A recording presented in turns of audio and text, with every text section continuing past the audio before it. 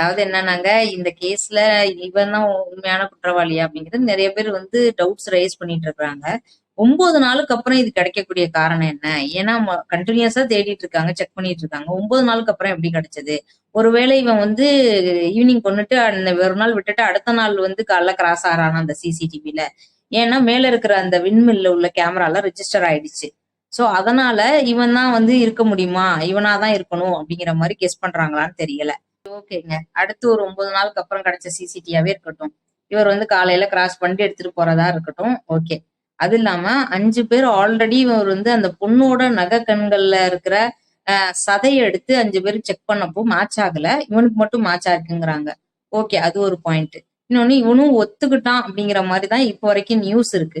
இந்த மாதிரி 33 கேஸ் 2 கொலை நகைப்பறிப்புன்னு இருக்காங்கன்னா இவங்களை எப்படி இங்க ஊருக்குள்ள விட்டுட்டு இருக்காங்க? எப்படி பெயில் கிடைக்குது?